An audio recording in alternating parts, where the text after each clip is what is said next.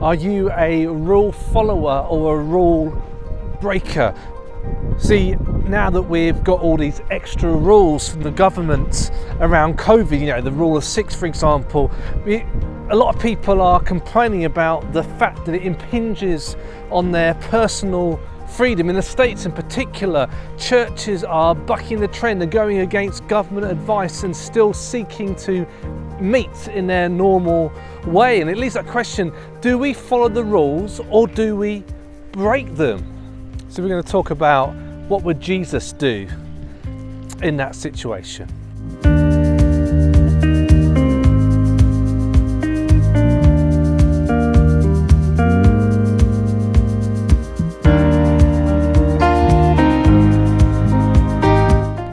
See, psychologists say that the sort of personality you have says a lot about whether you're a rule breaker or a rule follower.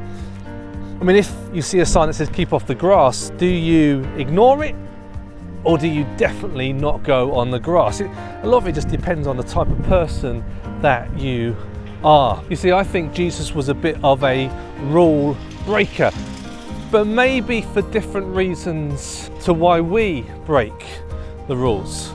See, Jesus lived in a society 2,000 years ago which was full of rules and regulations. And a lot of these rules and regulations found their foundation in the Torah, in God's rule book in the Old Testament. And these were rules that God gave to his people, to the nation of Israel, in order to create a healthy and a godly society, a society that God could and would live in the midst of.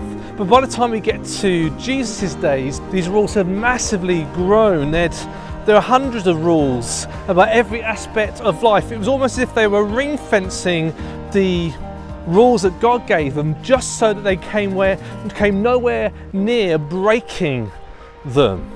So you lived in a society that had rules for absolutely everything. But the problem was the way it worked. The people who were the least likely to be able to follow those rules were the poor, the ill, the sick, the disabled. And actually, if you couldn't follow those rules and you found that you were ostracized from society, you were looked down on, you were left out, you were kept separate because you were viewed as being unclean. And this was endorsed by the Jewish teachers. It was endorsed particularly by a group called the Pharisees, who were the law keepers. They were the strict Jews that followed every letter of the law. Every T was crossed, every I was dotted. They prided themselves in the fact that they followed God's rules for their life.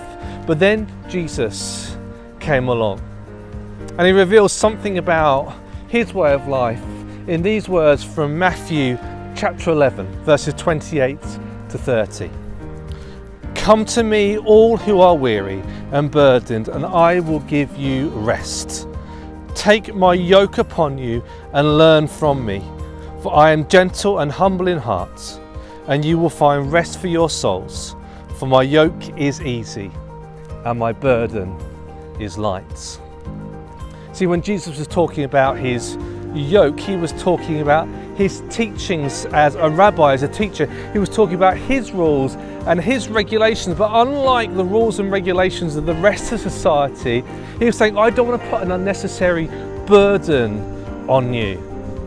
And as if to illustrate what Jesus was talking about, Matthew then tells of a story immediately after these verses of when Jesus and his disciples were walking alongside a field, and disciples picked some ears of corn and start to eat them. And the Pharisees, those law experts, see what's happening. He says, you can't do that. It's the Sabbath today. Sabbath was the holy day, the day when God's people set aside for God. And it's a day when they weren't supposed to do any work. And he says, you can't do that. You're harvesting, you're working. And Jesus gets into a big discourse, and almost as if to rub it in, he heals a man with a withered hand on the Sabbath. And the Pharisees are absolutely livid about this, because it was work. You can't do that on the Sabbath, on the holy day. See, what they'd done was taken a rule from God about keeping the Sabbath day holy, and they had taken the fact that it was supposed to be a time of rest, of relaxation, a time of joy and a time of worship, and instead they turned it into a burden.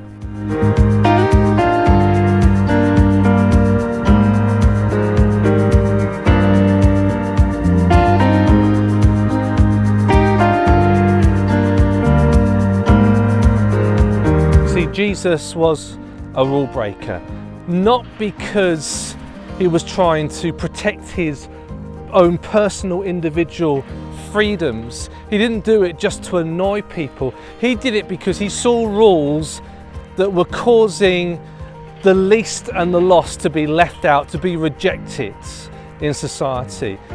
Instead, he wanted to recapture the purpose of the rules in the first place, to create healthy people, to create a healthy society, and to create a healthy relationship between people and God.